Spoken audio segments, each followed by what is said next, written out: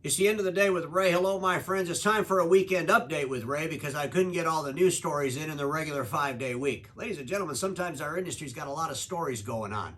Those friends of mine that sell supply and service print equipment in an industry that's completely disrupted, falling off a cliff, when the news comes, I got to bring it to you. Because some of this news will inspire you, some of this news will scare the hell out of you, and some of this news might keep you relevant, so you maintain a continuous relevance, and that's an important thing, right? So without any further ado, let's just jump on that sharp interactive board and see what's going on in the world all around us. Big story out of Iowa. There's an IT services company that's putting in a diversity program.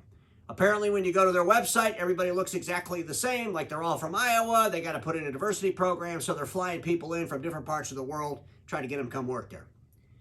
And all hell broke loose over a cow. Apparently, they brought some folks in. They're showing them around. The folks are all excited, man. They're seeing all the playground stuff. They got, ping pong tables and TVs and couches, and they're thinking, oh, this is fantastic. A lot of them thought they were at a sports bar. They didn't even realize it was where they were going to be working. They were really getting excited. And then they brought them into the cafeteria. They served them some hamburgers, and these people just went crazy. They said, we don't put our cows on the table and eat them. We put clothes on our cows and we take them to church. They all got on airplanes and flew home. Now, it's fantastic that this company is trying to put together a diversity program. They just need to pay attention more, a little bit closer to the food and the culture before they bring them in for the interview. But I'll stay on top of this story. It's an important one. Diversity is important all over the world. All companies understand the importance of diversity. This story out of Russia. You can see that Putin's there reading some papers that he had printed off on this G&G printer. Well, apparently the CIA thought it was a Lexmark printer. And they sent Putin a nasty letter and said, you're not allowed to use a Lexmark printer. He said, I'm not using a Lexmark printer. As a matter of fact, he got so mad, he blew up the press release and stuck it on the wall that Lexmark sent out the whole world saying they weren't going to sell any printers in Russia. He said, I'm not using a Lexmark printer because they sent out a press release saying they weren't even going to sell them. How would I even get one? I'm using a G&G printer. I guess the CIA, they look so much like the Lexmark printer, they couldn't see the little G&G there. But I'm thinking to myself, doesn't the CIA know that the G&G printer, the Lexmark printer, the Panther printer are all made by 9-Star? And we all know 9-Star, the Chinese companies, that's friends with Putin. So big story here. I'll kind of stay on top of that story. This story is unbelievable. Apparently there's an OEM out there, an overreaching OEM, that's teaching their employees how to use handguns. They're afraid that they're not going to be able to push out firmwares one day.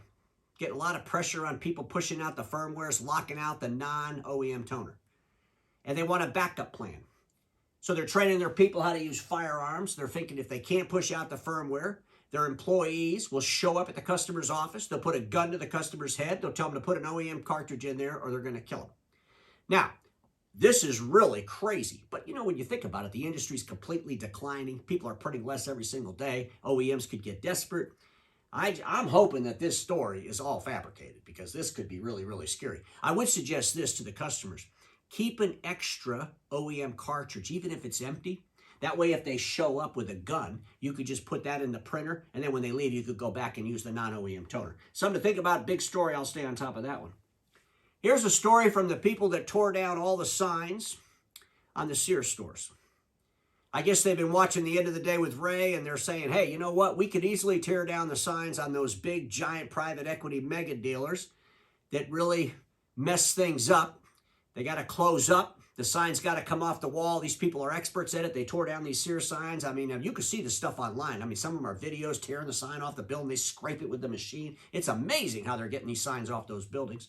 They also are the same people that tore all the signs off the Office Depot buildings. So they think they have some experience in our sector.